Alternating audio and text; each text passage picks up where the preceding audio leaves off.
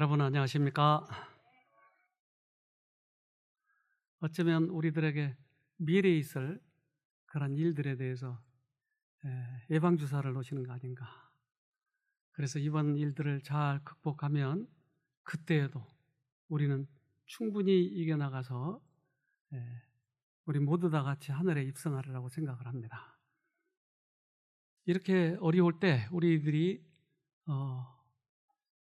하나님께서 우리들의 선배들에게 어떻게 구원을 하셨는지, 또 우리들은 앞으로 어떻게 구원을 받아야 될지, 이러한 부분들을 살펴보도록 하겠습니다. 어린 양은 무엇을 표상하는지 여러분 아시죠? 네. 이스라엘 백성들이 언제나 그들은 옮길 적마다 성소를 지어요. 그리고 이 사면에 세 지파씩 12지파가 모여서 언제나 성소에서 예배를 드립니다. 성소 제도로 예배를 드립니다. 그런데 이 밖에는 저렇게 성막이 있고 안에는 성소가 있습니다. 성소 안에 들어가 보면 이 앞쪽이 성소고 뒤쪽이 지성소입니다. 그래서 오른쪽에 떡상이 있고 바른편에 분향단이 있고 왼쪽에 촛대가 있고, 그리고 그 가로막 휘장 너머에는 지성소를 얘기하죠. 거기에는 법궤가 들어있죠. 근데 모든 이 제도들이 결국 무엇을 가리키냐 하면 양을 잡고 피를 뿌리고 이런 모든 이 제사 제도의 결국 그 목적은 뭐였어요? 예수님의 십자가를 나타내 보여주고 있는 거예요. 그러니까 6,000년의 역사에 있어서 가장 중요한 부분은 예수님이 십자가에 달려 돌아가신다고 하는 것이죠. 그래서 4,000년 동안이나 그들은 제사를 지냈어요. 에덴 그때서부터 지금까지 예수님이 우리 죄 때문에 돌아가셨다고 하는 것이 가장 최고의 기별인 것이죠. 에덴에서 아담과 하와에게 주어진 복음은 타락한 인류에게도 복음이었다. 여인의 후손은 뱀의 머리를 상하게 할 것이요, 뱀은 그의 발꿈치를 상하게 하리라는 약속이 주어졌다. 그리스도의 희생은 유대 민족의 모든 성소 제도의 영광스러운 성취였다. 네, 에덴에서부터 지금까지 가장 이 구속의 경륜의 핵심은 예수님이 우리 죄 때문에 돌아가셨다고 하는 것이죠. 그래서 구약의 4,000년, 신약의 2,000년 동안 가장 핵심적으로 주어진 것은 결국 십자가였습니다. 복음입니다. 이제 이스라엘 백성들이 애굽에서 종살을 할 때 그들에게 이제 구원을 선포해야 되는데, 그들이 종살이에서 구원을 받아야 되는데 그들에게 그 구원 받을 수 있는 조건을 제시했어요. 뭐였죠? 마지막 재앙에 유월절 제사를 지내는 거예요. 그런데 그 피를 바르면 그 집안은 구원을 받는 거예요. 유월절은 기념적인 동시에 표상적인 것이다. 그것은 과거에 애굽에서 구원받은 사실을 가리킬 뿐 아니라 장차 그리스도께서 당신의 백성의 죄를 속박에서 해방시키기로 되어 있는 더 큰 구원을 예표하는 것이다. 희생 제물로 바쳐진 새끼 양은 우리들의 구원의 유일한 희망이신 하나님의 어린 양, 곧 그리스도를 나타낸다. 네. 그래서 구약 시대 때도 성소제도, 제사제도, 이 모든 것의 그 핵심은 예수님이 우리 죄 때문에 돌아가신 것을 믿으면 구원이라고 하는 것이죠. 지금은 어떨까요? 6,000년이 지났는데도요? 네, 지금은 똑같아요. 그래서 어제 우리가 야곱에 대해서 배웠는데, 야곱은 형을 속이고 나서 도망가는 거예요. 삼촌집으로. 그런데 그가 가장 절망적인 상태에 하나님께서 보여주신 게 뭐였죠? 사닥다리였어요. 거기서 죄의 용서에 대한 확신을 갖게 됐어요. 그리고 거기에 그는 돌을 세워서 뭐라고 불렀죠? 베델이라고 불렀어요. 그가 이제 삼촌집에서 20년 동안 고생을 하고 집으로 돌아갈 때 기다리고 있는 게 있었는데 그게 에서가 기다리고 있었어요. 어떻게 보면 우리들의 과거의 생애가 죄 지었던 사건들이 우리를 기다리고 있을지 몰라요. 그 사건은 지나갔지만 우리들의 추억 속에서는 이게 남아있는 것이죠. 야곱은 야복강가에서 하나님을 붙들게 됩니다. 창세기 32장 23절로 24절. 야곱은 자기의 가족 모두와 자기의 모든 재산을 강 건너편으로 보냈습니다. 그리고 자신은 홀로 뒤에 남았습니다. 어떤 사람이 와서 밤새도록 야곱과 씨름을 했습니다. 네, 야곱의 이 씨름은 에서의 싸움보다는 그 사건을 만나기 전에 먼저 만나야 할 분이 있었다고 하는 것이에요. 여러분이 이 힌트를 잘 얻으시길 바랍니다. 우리 앞에 계속 앞으로 닥쳐오는 사건들이 있는데 이 사건들을 가장 희망적으로 유익하게 해결할 수 있는 방법은 하나님을 만나는 거예요. 그 사건을 내가 해결하려고 하지 말고, 저는 인생을 지금까지 살아오면서 아주 어렸을 때 그 3살, 4살 때 기억까지 좀 나요. 언뜻. 그리고 5살 때 기억은 조금 더 확실한 것 같고, 초등학교 때 기억은 많이 나요. 근데 그 어렸을 때부터 지금까지 제 인생을 인도하시는 하나님의 손길을 알고 있어요. 여자분들도 그 인생길을 알고 있나요? 과거의 추억들을 여러분 기억하고 계세요? 5살 때 기억나세요? 나시는군요, 여러분도. 저도 5살 때 첫사랑을 했는데 얼마나 손가락을 많이 걸었는지 몰라요. 우리 꼭 결혼하자. 그런데 도망가 버렸어요. 근데 제 인생을 살아오면서 수없이 많은 사건들을 경험하지만 결국 남은 것은 인간과의 관계, 하나님의 관계만 남았어요. 때때로 돈을 벌었고 때때로 돈을 잃었고, 어떤 사건은 아주 중요하다고 생각했는데 지나고 나면 결국 관계만 남더라고요. 그러니까 어떤 사건들이 우리들에게 닥쳐올 때 이 사건이 나에게서는 굉장히 큰 사건이라고 생각하지만 지나고 나면 어떻다고요? 관계만 남는 거예요. 야곱은 이것을 알았어요. 지금 에서가 나를 쫓아오고 있고 두렵고 힘들지만 야곱은 그 문제를 해결하기 전에 먼저 관계를 가져야 됐었던 것이죠. 야곱은 그의 생애의 큰 위기에서 기도했다. 그는 오직 한 가지 목적으로 가득 차 있었는데 그것은 품성의 변화를 구하는 것이었다. 네, 이거였어요. 어제 우리가 산상보훈을 공부하면서 중요한 요지가 이거였어요. 겉으로 나타난 사건들, 때때로 화려하고 때때로는 비참하고 이러한 사건들이 우리 앞에 계속 닥쳐오지만 우리들에게 가장 중요하게 예수님께서 요구하시는 것은 바로 이 부분이었어요. 관계, 품성의 변화. 그래서 지금 이 말세에 무슨 기별을 전하죠? 세천사의 기별이에요? 맞아요? 세천사의 기별이 뭐죠?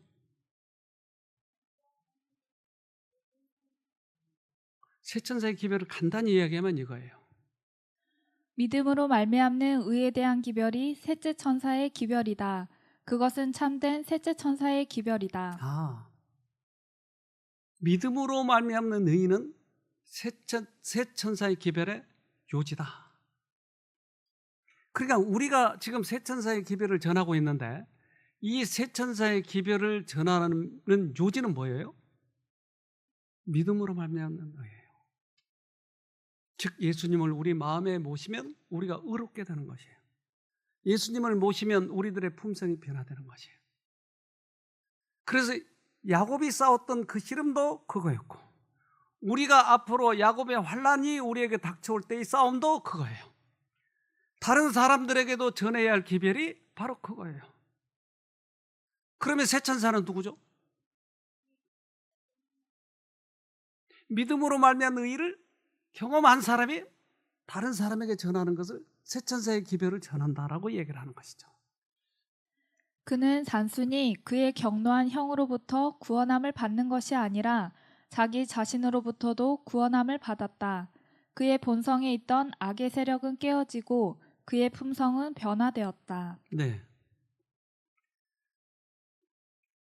그래서 그가 그 형의 분노로부터 벗어나는 것보다 더 중요한 것은 자기 자신의 본성, 사기꾼, 변하지 않는 품성, 여기서부터 그가 해방되는 것이었죠.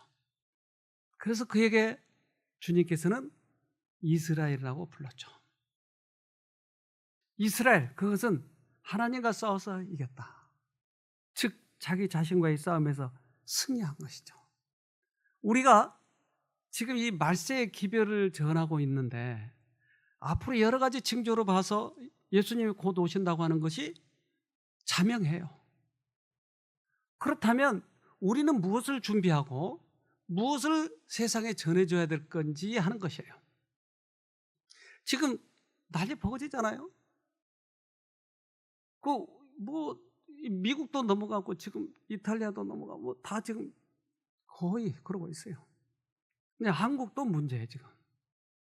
그런데 여기에 이 시로 지금 떠오르는 게 어느 교단이 지금 떠오르고 있는 거예요. 참 문제예요. 예수를 믿는다고 하는 것이 이렇게 부정직해서 해야 될 것인가? 그렇다면 어쨌든 표면상 예수를 믿는 거예요. 그러면 그들을 힘으로 제압을 하려고 하거든요. 120억을 사회에 기부를 했어요. 그 교단에서. 근데 이것을 안 받았어요. 그거 주지 말고 말 잘 들어라 그렇게 하고 있는 거예요. 그러니까 저는 이제 이 교단이 어떻고 저 교단이 어떻고 이거보다 지금 앞으로 예수 믿는 사람들이 어떻게 사회로부터 당할지, 공권력이 또 어떨지 이런 것들이 상당히 궁금해요. 큰 안목에서 보면 과연 이 사건들은 누가 이렇게 지금 흔들고 있는지 이런 것들도 좀 보이고, 만약에 믿음으로 말미암는 의를 우리가 체험했고 다른 사람들이 이것을 많이 안다면 지금 이런 일이 일어날까요? 그리스도를 믿는 사람들은 정직하지 않겠어요? 근데 새만 불리기 위해서 그렇게 하는 것은 온당치 않다고 생각이 되는 것이죠. 야곱은 최선을 다해서 실험을 해요. 그가 누군지를 몰랐지만 알게 된 것이죠. 이 끈질긴 정신은 그 부조와 더불어 씨름하신 분에 의하여 심어졌다. 그에게 승리를 주신 분은 바로 이분이었다. 그분께서는 또 그의 이름을 야곱에서 이스라엘로 고치시고 내가 하나님과 사람으로 더불어 겨루어 이기었음이니라고 말씀하셨다. 야곱이 자신의 힘으로 헛되이 씨름하여 얻고자 한 것이 자아의 포기와 확고한 믿음을 통하여 얻어졌다. 세상을 이긴 이김은 이것이니 우리의 믿음이니라. 그래서 야곱의 씨름이 야곱의 환난을 준비한 우리에게도 준비되어야 된다고 하는 것이죠. 뭐였어요 그게? 자아 포기였어요. 믿음으로 말미암는 이는 예수님이 우리 마음에 말씀하실 때 내가 포기가 되면 그분의 의가 들어오는 것이에요. 이 싸움은 누구나 싸워야 할 싸움이에요. 왜 그러냐면 말세는 개인적으로 서야 되는 것이에요. 단체로 가는 것이 아니고 개인적으로. 그래서 이 싸움에 힘들어하는 여러분들 지금부터 연습해야 돼요. 그리고 내 마음을 포기하면 그분께서 우리 안에 들어오셔서 이길 힘을 주신다고 하는 것이에요. 그래서 법관을 찾아가서 그렇게 원수를 갚아달라고 애를 쓰는데 그 법관과 그 과부의 비유를 누구와 누구라고 그랬어요? 예수님이고 그 법관은. 근데 이 비유라고 하는 게 그 말을 안 들어주려고 하는 사람의 그런 품성을 지금 얘기하는 것이 아니고, 그런 비유로서 우리가 끈질기게 주님께 가서 구하고 그것을 응답받으라고 하는 것이 이 요지예요. 그러니까 그 과부에게 힘을 넣어준 분이 누구였냐는 것이죠. 그 여인의 마음속에 거절을 개의치 않는 불효불굴의 정신을 넣어주신 이는 바로 그리스도이셨다. 법관 앞에 호소하는 과부에게 그 용기와 굳은 결심을 주신 이도 그리스도이셨다. 수천 년 전에 야곱이 야복 여울가에서 이상한 씨름을 할 때에 야곱에게 백절불굴의 믿음을 넣어주신 이도 그리스도이셨다. 네. 그러니까 우리 혼자 싸우라고 하는 것이 아니고 주님께서 우리 애들에게 힘을 넣어줄 테니까 그 힘으로 싸우라고 하는 거예요. 믿음으로 말미암는 게 이게. 그래서 그러한 야곱에게 힘을 넣어주신 그분이 그를 구원하셨어요. 그 과부, 법관에게 그렇게 매달린 그 과부도 주님께서 구원하셨어요. 어떠한 처지에 있어든지 주님만이 해결자인 것이죠. 예레미야 30장 5절로 7절. 여호와께서 이같이 말씀하시되 우리가 떨리는 소리를 들으니 두려움이요 평안함이 아니로다. 너희는 자식을 해산하는 남자가 있는가 물어보라. 남자마다 해산하는 여인같이 손으로 각기 허리를 짚고 그 얼굴빛이 창백하여 보임은 어찌미뇨. 슬프다 그날이여 비할 데 없이 크니 이는 야곱의 환난 때가 되미로다마는 그가 이에서 구하여 냄을 얻으리로다. 분명히 이 야곱의 환란이 올 것이라고 하는 것을 성경에 예언이 되어 있어요. 그렇다면 앞으로 올 사건이에요. 앞으로 올 사건이지만 우리들은 미리 이 야곱의 환란, 이것을 야곱의 경험을 얻으면 그 환란이 쉽게 넘어갈 수 있을까요? 또 그 환란이 오기 전에 잠재울 수도 있을까요? 그래요. 그래서 우리 안에 예수님을 모시고 자아와의 싸움에서 승리한 사람들은 앞으로 어떤 환란이 와도 우리에게는 사실은 관계가 없어요. 이미 보호를 받고 있기 때문에. 그것이 아무리 큰 환란이나 작은 환란이나 그 관계없어요. 그래서 그 큰 환란, 작은 환란을 묘사해가지고 사람들에게 겁줘가지고 준비시키려고 하는 것은 당신의 방법이 아니에요. 과거에 그렇게 많이들 했어요. 그래서 이런 무서운 이 환란을 우리가 어떻게 그 환란을 우리가 극복할까? 그러면 우리 힘으로 준비하려고 하니까 뭐만 늘어나겠어요? 깡만 늘어나는 거예요. 와, 나 그때 그래서 땅도 사놓고 굴도 파놓고 일을 하고 그때 씨앗을 준비해야 되니까 뭘 준비해야 되고 이게 말이 안 되잖아요. 그런데 과거에 수없이 많은 그렇게 속은 사람들이 있었잖아요. 지금까지도 예수님이 안 오셨어요. 제가 처음 이 교회를 들어오니까 그 사건들이 막 벌어지더라고요. 처음 70년도 당시. 그래서 무슨 산으로 들어가고 무슨 산으로 들어가고. 근데 가장 중요한 것은 지금 그 사건이 중요한 게 아니고 내 마음이 어떠냐 하는 것이에요. 우리의 마음을 준비시키는 것이에요. 그래서 야곱은 속절없이 주님의 품에 안기면서 완전한 포기가 이루어졌을 때 네가 이겼다. 각 사건마다 우리들에게 주시는 교훈이 있어요. 그래서 우리 선배들이 남겨준 교훈, 성경에 쓰여지는 이 교훈을 우리가 자세히 보아야 되겠죠. 요나는 어떻게 했습니까? 고래 뱃속에 들어갔었을 때 어떨까요? 생선 썩은 냄새도 좀 났었을까요? 거기 밤인지 낮인지 알았을까요? 그러나 그를 구하시는 분은 누구였어요? 육지에 토하게 만드신 분은 누구였냐고요? 요나서 2장 9절. 나는 감사하는 목소리로 주께 제사를 드리며 나의 서원을 주께 갚겠나이다. 구원은 여호와께로서 말미암나이다 하니라.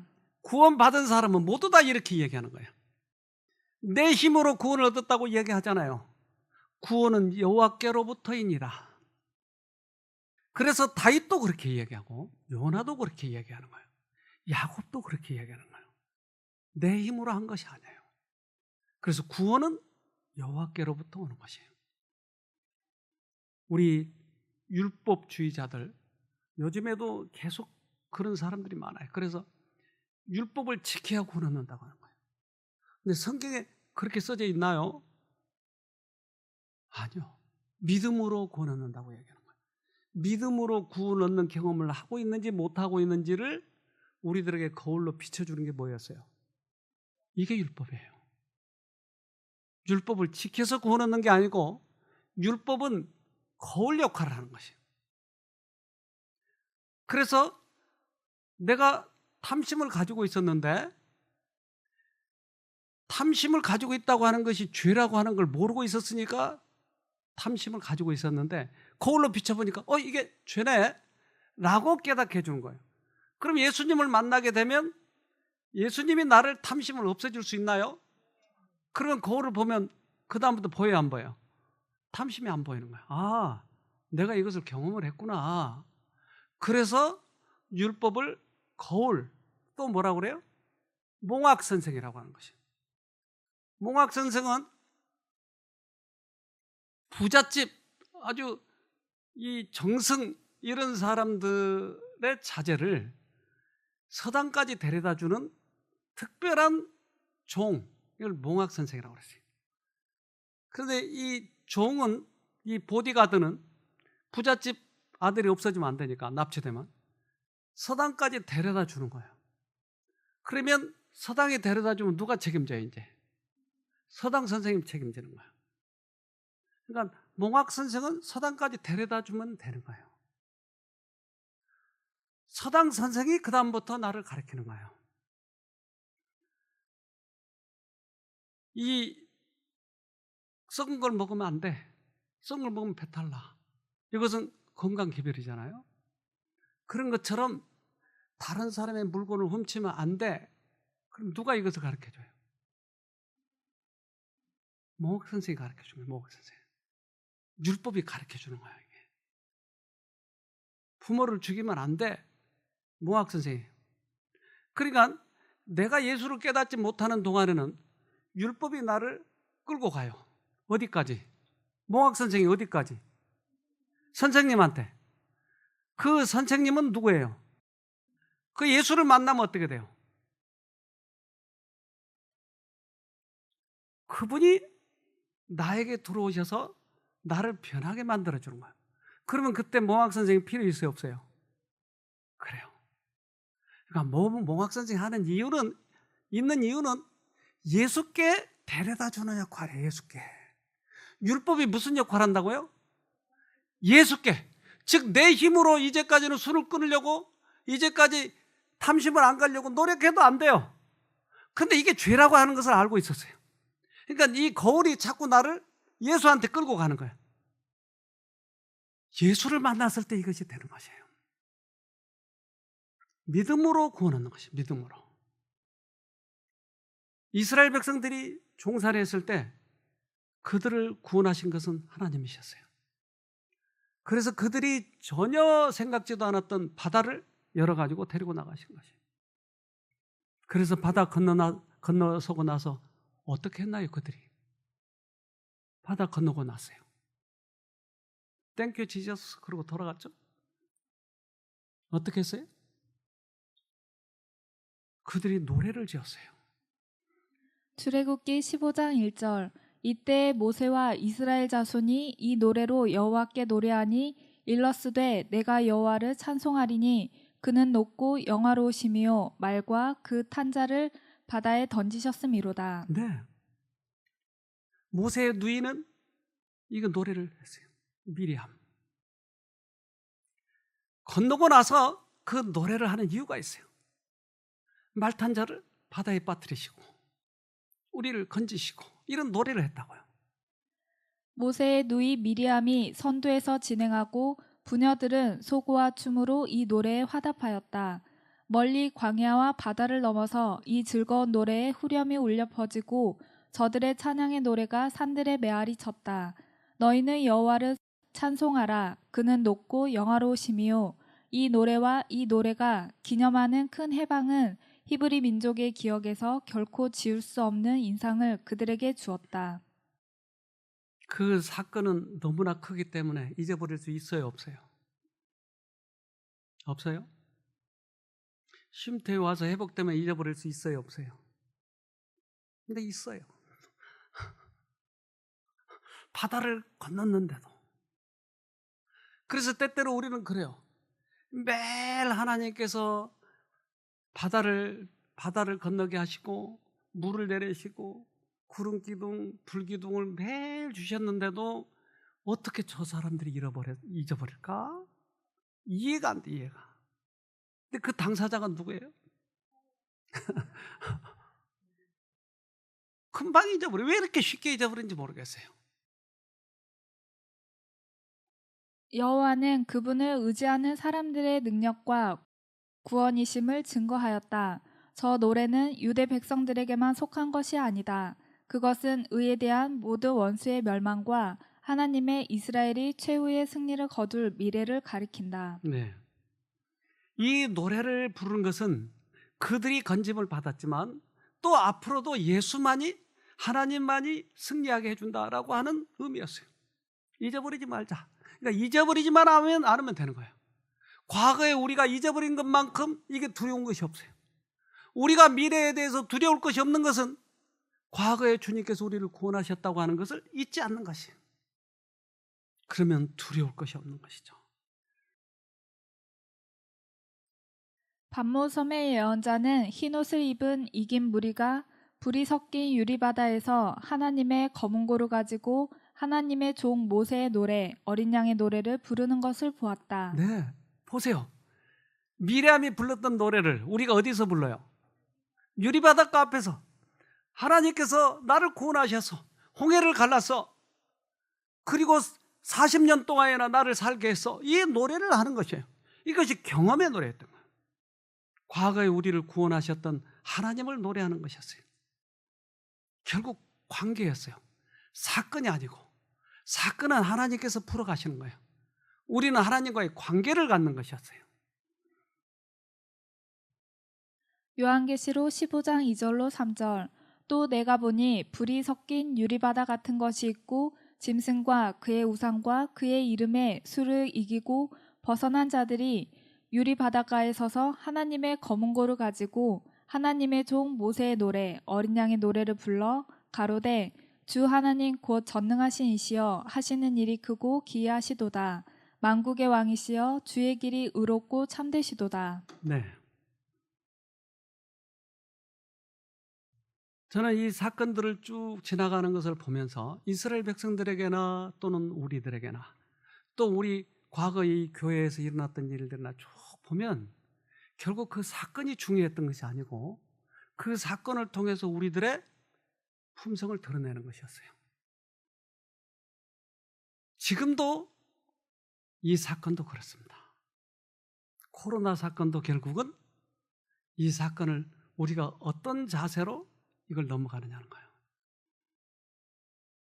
이스라엘 백성들은 매일 만나를 먹었어요. 만나가 어디서 내려왔어요? 네? 하늘에서. 첫째 날 1일분, 둘째 날 2일분, 셋째 날, 넷째 날 다 1일분씩. 근데 여섯째 날은 왜 2일분이 내려요? 그런데 너무 배가 고파서 새벽에 먹으려고 밤에 많이 걷어놨어요. 근데 그 만나가 어떻게 됐어요? 썩었어요. 여섯째 날 2배를 걷었는데 이걸 그 다음날 보니까 썩었어요, 안 썩었어요? 안 썩었어요. 그러니까 이걸 매주 똑같이 하는 거예요. 몇 년 동안? 40년 동안. 근데 가나안 땅에 딱 들어가니까 만나가 끊어졌어요. 40년 동안이나 뭘 가르치고 있는 거예요? 너는 내 백성이야. 내가 맨날 내려줘. 이걸 잊어버리지 않도록. 그래서 내가 너를 창조했어. 창조의 기념일을 잊어버리지 마. 40년 동안에. 근데 이제 그 이스라엘 백성들을 끌고 가는 지도자가 누구였어요? 모세였어요. 그럼 모세가 해야 될 일은 뭐예요? 지금 실컷 이 얘기 했는데 갑자기 그걸 모르시면 어떻게 돼요? 봅시다. 민수기 20장 10절 모세와 아론이 총회를 그 반석 앞에 모으고 모세가 그들에게 이르되 패역한 너희여 들으라 우리가 너희를 위하여 이 반석에서 물을 내려 하고 그 패역한 백성들이 또 불평하는 거예요. 물이 안 나온다고 또 불평하는 거예요. 그런데 모세도 성질이 나가지고 이 못된 백성들 봐, 이놈들. 우리가 물을 내랴. 결국 모세는 40년 동안 그 수고했던 그 수고가 물거품이 되기 시작하는 거예요. 모세가 자신과 아론에게 적용되는 인칭 대명사를 사용한 것은 마치 백성들로 그들 두 사람이 자신들의 힘으로 이적을 행할 수 있는 것처럼 생각하도록 만들어 하나님을 무시하는 것을 가리킨다. 모세는 여기에서 철저하게 회개를 합니다. 모세가 40년 동안 이끌고 가나안까지 가는 동안에 그동안 하나님만을 높였어야 되는 거예요. 모든 사건이 또 하나님만이 이끌고 계셨고 끝까지 하나님만을 높였어야 되는데 그렇게 온유한 모세가 여기에서 실수를 하는 거예요. 결국 그는 죽을 수밖에 없었어요. 그를 오랫동안 백성들이 따랐기 때문에 그를 숭배할까 봐, 죽은 모세를 숭배할까 봐 모세의 시체를 안 보이게 해버렸어요. 그는 멀리서 가나안 땅을 쳐다보는 거예요. 그렇게 사모하고 사모했던 그 가나안 땅, 나 거기 가고 싶어요. 그래, 그럼 너 산에 올라와라. 그리고 한번 봐라. 그는 철저하게 회개하고 거기서 죽었어요. 민수기 20장 12절 여호와께서 모세와 아론에게 이르시되 너희가 나를 믿지 아니하고 이스라엘 자손의 목전에 나의 거룩함을 나타내지 아니한 고로 너희는 이 총회를 내가 그들에게 준 땅으로 인도하여 들이지 못하리라 하시니라. 네, 그래서 들어갈 수가 없었던 것이에요. 요즘에 이 교회가 타락하니까 교회는 절대 정치에 참여해서는 안 돼요. 이 정치에 참여하면 부패하기 시작하는 거예요. 정치에 참여하면 그 거룩한 하나님의 뜻에서부터 벗어나기 시작하는 거예요. 교회는 절대 정치에 참여하면 안 되는 거예요.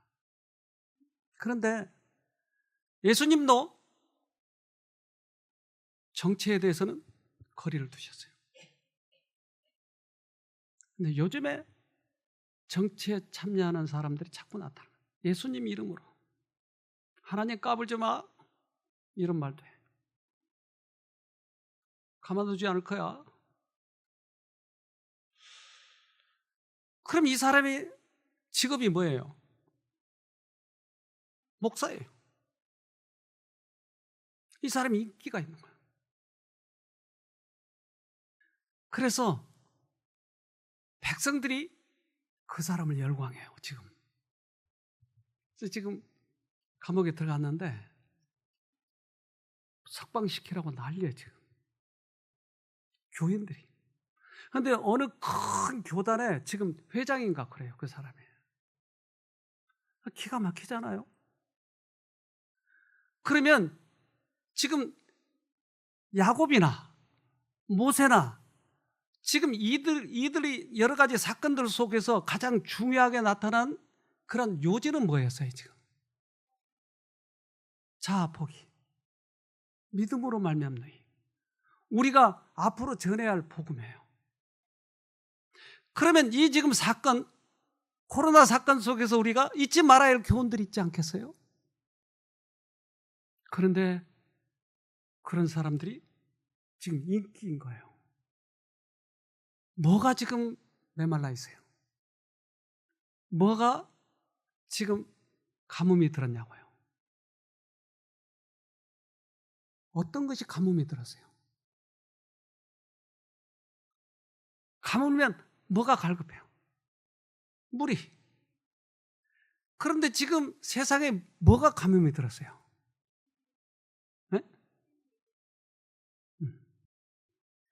아모스 8장 11절로 12절 주 여호와께서 가라사대 보라 날이 이를지라 내가 기근을 땅에 보내리니 양식이 없어 주림이 아니며 물이 없어 가람이 아니요 여호와의 말씀을 듣지 못한 기갈이라 사람이 이 바다에서 저 바다까지 북에서 동까지 비틀거리며 여호와의 말씀을 구하려고 달려 왕래하되 얻지 못하리니.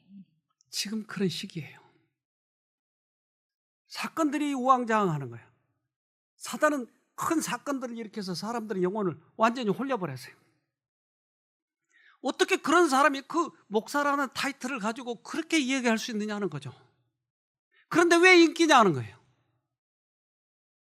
지금은 기근이 양식이 없는 기근이 아니에요. 이 말씀, 하나님의 복음을 듣고 변화되는 이 말씀,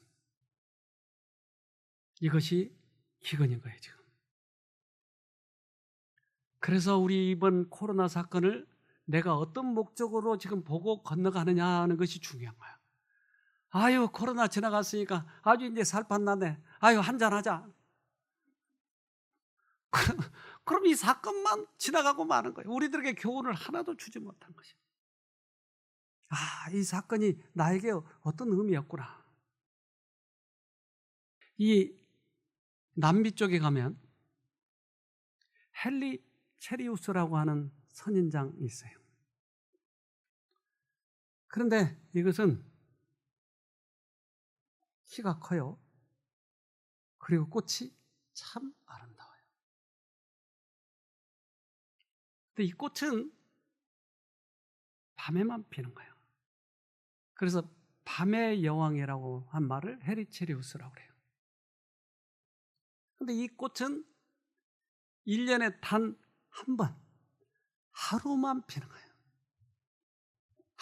너무 귀하죠? 언제 핀다고요?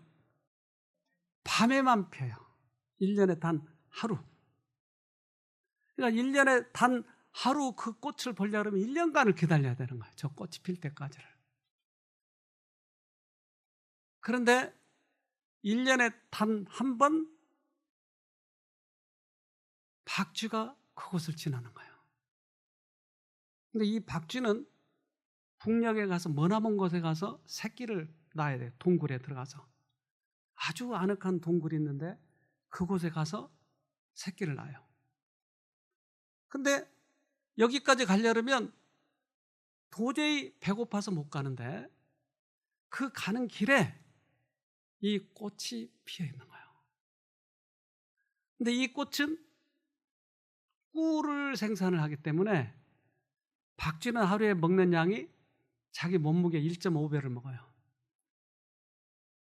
그러니까 보름달이 뜨는 그 저녁 그곳을 그때 지나가는 거예요. 그런데 배고파서 건너갈 수가 없는데 이 꽃이 여기저기 피어 있는 거예요. 밤의 여왕이 그를 반기는 거예요. 박쥐는 그걸 실컷 먹는 거예요. 그런데 10만 마리 정도의 박쥐가 다 새끼를 베가지고 거기를 지나가는데 단 하루 거기를 지나가게 돼 있어요. 단 하루 꽃이 피는 것이에요. 우연도 너무나 우연이네 이게. 우연이죠? 누군가가 정확히 계산해 놓은 거예요. 단 하루 필 때 단 하루 거길 지나가게 만든 거예요. 10만 마리가. 그래서 꿀을 실컷 먹는 동안에 다른 꽃에다가 수분을 하겠죠. 그러니까 어떻게 됐어요? 여기저기 이제 수정이 되는 것이죠. 그리고 이제 박쥐는 그 북녘 땅에 가서 가서 새끼를 낳는 거예요. 그럼 이제 돌아와야 하잖아요. 돌아오면 1년에 한 번밖에 피지 않는데 이 꽃이 어떻게 돼요, 그러면? 시들어서 어떻게 그러면 먹을 게 없잖아요. 네? 다시 피어요? 땡. 그런데 새끼를 데리고 올 만큼 되면 열매가 열린 거예요. 그러면 그 열매를 먹는 거예요. 그러면 뭘로 배설물이 나와요? 씨. 그래서 오면서 씨를 또 퍼뜨리는 거예요. 그러니까 가면서 오면서 선인장을 기르고 있는 거예요, 이 박쥐들이. 그런데 어떻게 그 하루 밤만 박쥐들이 밤에 지나가니까 밤만 피게 만드느냐는 거예요.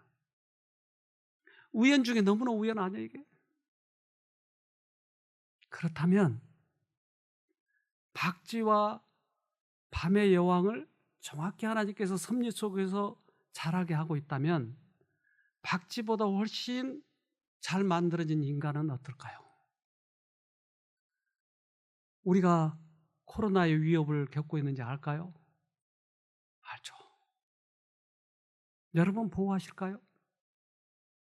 그럼 뭐가 중요해요? 그래요. 믿음으로 붙드는 게 중요해요. 천사들을 그래서 보낸 거예요. 시편 121편 5절로 8절.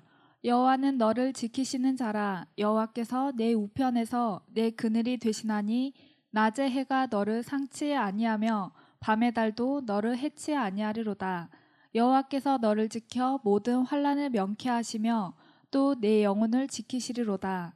여호와께서 너의 출입을 지금부터 영원까지 지키시리로다. 네. 이것을 경험한 자들은 박쥐를 살리신 하나님께서 우리도 지키신다고 하는 것이에요. 염려하지 마세요. 그러나 우리가 해야 할 일은 하나가 있어요. 그건 주님을 모시는 것이에요. 말세를 준비시키기 위해서 코로나를 준비하셨을 거예요. 여기 한 아주머니가 오셨는데 이분은 재생불량성 빈혈증. 재생불량 안 되는 거예요. 그래서 이분은 이 조금만 상처가 나면 큰 일이 나는 거예요. 피가 멈추질 않아요. 혈소판이 안 나오니까. 그래서 얼마나 조심했는지 몰라요. 근데 처음 와서 이분이 간증할 때의 모습이에요. 병색이 좀 보이죠? 이분이 간증한 걸 좀 들어봅시다. 미란 씨는 37년 동안 열심히 교회를 다녔지만 하나님에 대해 이야기하라면 할 말이 별로 없었다. 전도를 하려 해도 입이 잘 열리지 않았고 할 말이 없었다.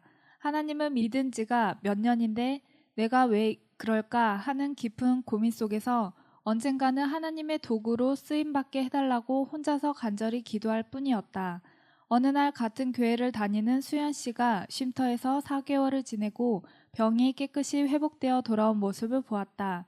3차 신경통으로 고생하던 수연 씨는 쉼터에 가기 전만 해도 심한 안면 통증으로 음식을 못 먹고 잠도 못 자서 안면 신경 차단 수술을 앞두고 있는 상태였다.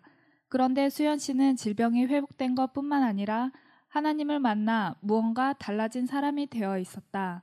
미란 씨는 자신도 하나님을 만나 변화되고 싶었고 언젠가 쉼터에 가보고 싶은 생각이 들었다. 37년 동안 교회를 다녔다는 거예요. 그런데 하나님에 대해서 할 말이 없다는 거예요. 말이 돼요? 그래서 자기에게 병이 오니까 그 수연 씨가 다녀간 것을 보고 여기 와야 되겠다 해서 여기 오게 된 거예요. 어느 날 길을 건너다가 오토바이와 부딪혀 가벼운 찰과상을 입었다. 그런데 부딪힌 충격에 비해 팔과 다리에 든 멍은 색깔이 짙고 범위가 컸다. 며칠 동안 병원에 입원하여 치료하던 중 의사는 혈액에 문제가 있는 것 같으니 정밀 검사를 해보자고 하였다. 검사 결과 피 속의 혈소판의 수치가 정상인은 15에서 30만 개인 것에 비해 미란 씨는 1만 개밖에 되지 않는다고 하였다. 의사는 상태가 위험하니 산책은커녕 몸을 움직이지도 못하게 하였다. 혈관이 터져 뇌출혈로 언제 쓰러질지 모른다고 하였다. 병원에서 혈소판 주사를 맞고 앞으로 6개월간 약을 먹다가 골수이식 수술을 할 수 있으니 준비하라고 했다. 한 뭉치의 약을 받아들고 퇴원했다. 그동안 한 가정의 아내로 세 아이의 엄마로 직장 생활을 하며 열심히 살아왔던 삶이었다. 인생의 목표를 이루기 위해 철저히 계획을 세우며 실천하며 부지런히 앞만 보고 달려왔는데 갑작스런 질병으로 삶이 정지되어 버렸다. 왜 하필 지금인가 하는 원망스러운 생각도 들었다. 쉼터가 떠올랐다. 쉼터에 가서 하나님을 만나고 싶다는 생각이 들었다. 한 달 후 병원 검사를 하기로 예약해놓고 쉼터에 왔다. 사랑의 하나님을 만나고 싶고 알고 싶었다. 이곳에서 꼭 하나님을 만나고 가리라 마음을 다져먹고 집중하기 위해 노력했다. 그런데 쉼터에 온 지 사흘째 되던 날 갑자기 다리가 많이 저리고 아파와서 서 있기조차 힘들어졌다. 전에는 한 번도 없었던 증상이었다. 걱정이 되어 쉼터 원장님께 말씀드렸더니 아플 때마다 예수님을 찾고 부르라고 하셨다. 그래서 어린아이처럼 아플 때마다 예수님을 불렀다. 며칠 후 신기하게도 통증이 깨끗이 사라졌다. 통증이 또 다시 올지도 모른다는 걱정스러운 생각이 들기 시작했다. 꽤 많은 사람들이 이 부분에 상당히 많이 걸려 넘어져요. 평상시에 올 수도 있어요, 아픔이. 그런데 그 아픔을 통해서, 통증을 통해서 누군가가 감정으로 들어오기도 해요. 그러면 여기에 빠지면 더 아파지는 거예요. 그러니까 우리들의 생애에 있어서 어려운 일이 닥치면 그 어려움을 생각하지 말고, 문제를 보지 말고 예수님을 보아야 되는 것이에요. 그래서 이 사람이 그 아픔이 없어졌어요. 믿음은 하나님께 모두 맡기고 맡긴 후에는 걱정하지 않는 것을 강의 시간에 배웠다. 더 이상 질병에 대해 생각하지 않기로 결심하고 하나님께 다 맡겼다. 그리고 열심히 산에 다니며 운동하고 새벽에 일어나 성경을 읽었다. 원장님과 사모님의 말씀은 신앙의 기본부터 차근차근 이해하기 쉽도록 설명해주고 안내해 주었다. 열심히 강의를 들으며 오후에는 생명의 빛을 읽었다. 강의 시간에 들은 말씀의 뜨거움이 생애의 빛 말씀을 읽을 때마다 살아나서 한 문장 한 문장이 감동으로 가슴에 와 닿았다. 이 말씀은 어떻게 하면 내 마음에 받아들이고 내 품성이 될 수 있을까? 하나님의 사랑을 정말 깨닫고 싶었는데 하나님과 그분의 사랑에 대해 이제는 알 것 같았다. 매일 산을 오르고 내릴 때마다 예수님을 깊이 생각하고 생각했다. 재생 불량성 빈혈은 혈소판의 부족으로 상처가 나면 피가 빨리 멈추지 않고 상처가 잘 낫지 않는 병이다. 오토바이 사고에서 다친 다리의 상처가 사고 후 한 달이 넘도록 낫지 않고 빨갛게 부풀어 있었는데 병원에서는 행여 악화될까 손도 대지 못하고 있었다. 쉼터에 온 지 열흘이 되는 날 상처가 드디어 말랑말랑해지더니 아물기 시작했다. 혈소판이 자연적으로 생성되어 상처가 치유되고 몸이 회복되고 있는 것이 실감되었다. 마음이 말할 수 없이 기뻤다. 어느 날 기도하고 있는 중에 가슴이 뜨거워지고 다리에 찌릿한 느낌과 함께 얼굴이 확 달아오르는 것을 느꼈다. 다음날 아침 일어났을 때도 무언가 싸하게 파스를 붙인 듯한 시원한 느낌이 다리뼈를 타고 올라왔다. 하나님께서 치료하고 계신다는 생각이 강하게 들었다. 쉼터에 온 지 한 달이 되는 날 병원에 가서 혈액 검사를 하였다. 의사가 한 달 전에 혈소판 수치와 현재 검사 결과를 비교하더니 갑자기 고개를 획 돌리며 말했다. 뭐 하셨어요? 어디 다녀오셨어요? 혈소판 수치가 10만 개로 올랐어요. 하나님 감사합니다. 뛸 듯이 기쁜 마음으로 병원을 나왔다. 그동안 밤마다 자신을 위해 기도해 주신 원장님과 사모님께도 참 감사한 생각이 들었다. 마음속 깊은 곳에서 우러나서 하나님을 소개하고 간증하는 것이 미란 씨의 간절한 소원이었다. 예수님이 마음속에 계신 가운데 찬미가 저절로 나오고 기쁨이 넘치는 간증을 해보는 것이 미란 씨의 소원이었는데 이제 하나님에 대하여 할 말이 생겼다. 이제는 하나님을 증거하는 말들이 입에서 술술 나오게 되었다.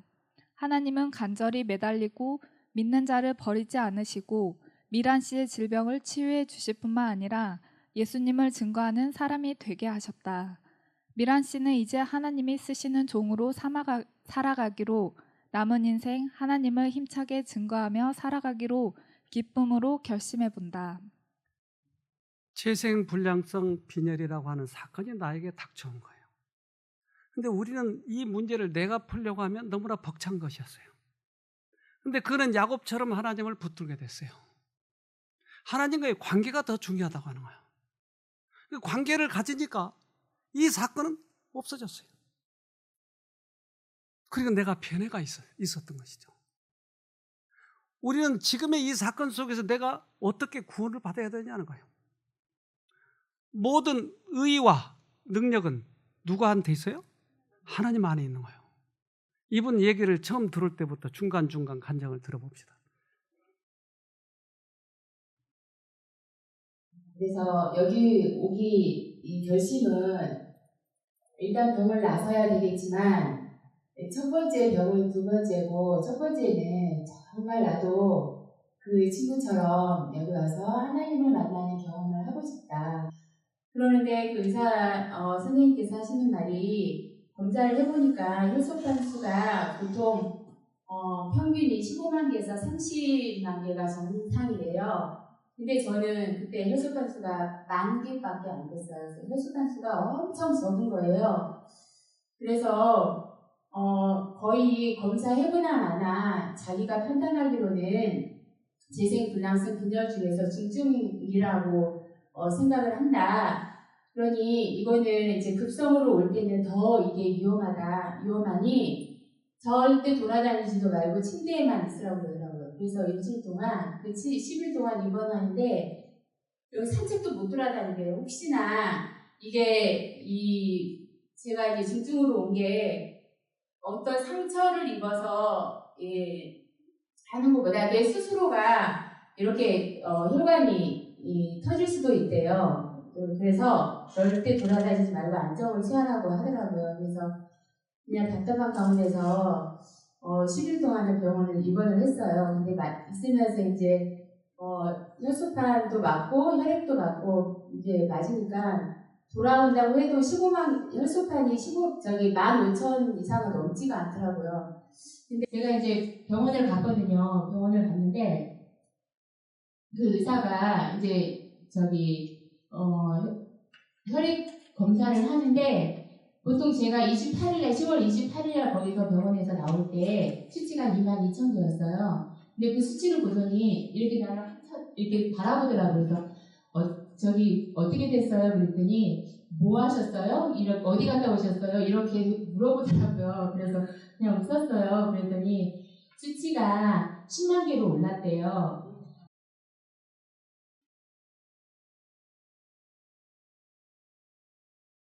어떻게 올랐죠? 이분 앞에는 재생불량성이라고 하는 사건이 닥쳐왔는데 인간으로서는 도저히 해결할 수 없는 하나님의 능력으로 이분을 고치신 거예요. 그럼 이것을 통해서 이것이 구원인가요?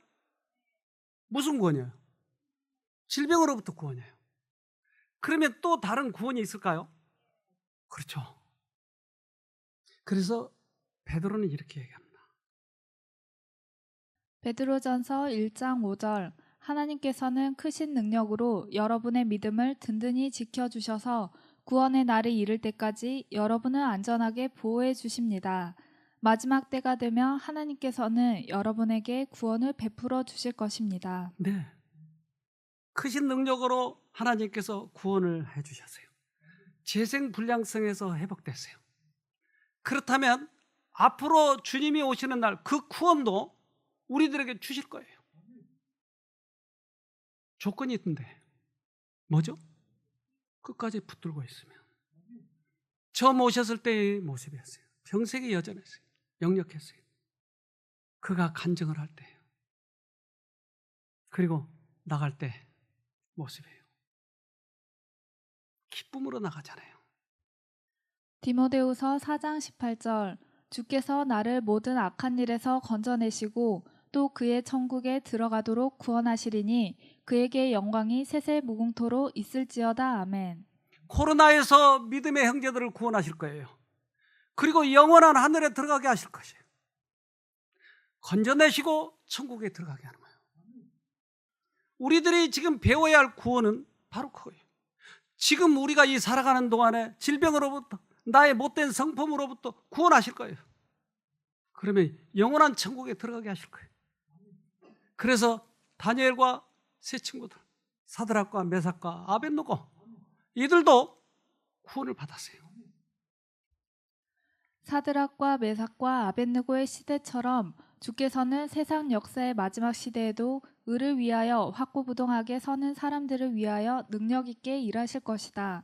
히브리 명사들과 함께 극렬히 타는 풀무 가운데 행하셨던 주님께서는 저희가 어느 곳에 있든지 당신의 추종자들과 함께 계실 것이다. 주님의 한결같은 임재가 위로가 되고 지지가 될 것이다. 네, 그들도 풀무불 속에서 구원하셨는데 왜 우리는 구원하지 못하겠어요? 박쥐를 정확히 그 날에 꽃을 피워가지고 인도하신 그분께서 왜 우리는 인도하시지 못하겠어요? 우리는 이번 이 여러 가지 사건들, 이걸 보면서 우리들이 어떻게 해야 될 것인지 우리들에게 교훈을 주고 있는 것입니다. 환란의 때, 곧 개국 이래로 없었던 환란의 때에도 당신의 택하신 사람들은 확고부동하게 설 것이다. 사단이 모든 악의 군대와 합세할지라도 하나님의 성도 중 가장 연약한 사람도 멸할 수 없다. 힘센 천사들이 성도들을 보호할 것이며 여호와께서는 그들을 위하여 당신을 신뢰하는 사람들 중 가장 작은 사람까지도 구원하실 능력을 가지신 모든 신의 신으로서 자신을 나타내실 것이다. 네, 하나님께서는 그 일을 하실 것이에요. 그래서 이번 일을 넘어가실 때 내가 어떻게 이번에 극복해야 될지 목적을 가지고 그 일을 극복해야 돼요. 그냥 우연히 지나가 버리면 나중에 아무것도 남지 않습니다. 새 천사의 기별은 핵심이 뭐라고요? 믿음으로 예수님을 경험하시기를 바랍니다. 기도합시다. 하늘에 계신 아버지, 언제나 늘 우리 곁에 계셔서 우리가 위험한 순간마다 주님께서 내가 여기 있다고 말씀해 주셔서 감사합니다. 지금도 우리에게 어려움이 있습니다. 앞으로 어떻게 사건들이 전개될지 알 수 없는 저희들에게 위로의 말씀을 주셔서 참으로 감사합니다. 이 세상을 만드시고 모든 만물을 만드시고 박쥐도 만드시고 밤의 여왕의 꽃도 만드셔서 하나님이 모든 만물들을 관리하고 계시다고 하는 것을 눈에 보게 해주셨사오니 이제 우리의 눈을 주님께 고정시키도록 도와주시고 이 사건들 속에서 우리에게 주시는 교훈들을 발견할 수 있도록 해주셔서 이번에 이러한 일들이 가치 있게 보람 있게 극복되는 그러한 사건들이 될 수 있도록 도와주시옵소서. 오늘도 우리가 같이 예배를 못 보지만 우리 형제자매님들, 시청을 하고 있는 모든 우리 교인들에게 은혜를 베풀어 주셔서 마음의 힘을 얻고 우울증에 빠지지 않도록 그리고 힘껏 하나님을 부르면서 하나님을 모시는 경험을 할 수 있도록 축복하여 주시옵소서. 그래서 이러한 경험을 이기고 나서 우리 미리암처럼 모세처럼 그렇게 찬송할 수 있도록 도와주시옵소서. 하나님께서 우리를 도우시고 계시다고 하는 것을 잊어버리지만 않으면 두려울 곳이 없사오니 그것을 잊어버리지 않도록 우리 모두에게 축복하여 주시옵소서. 오늘도 하나님을 사랑하기 때문에 헌금을 하고 또한 형제들을 돕고자 결심을 하고 하는 그런 모든 손길 위에 주님께서 넘치도록 축복해 주시옵기를 우리를 죄에서 구원하신 예수님 이름으로 기도합니다. 아멘.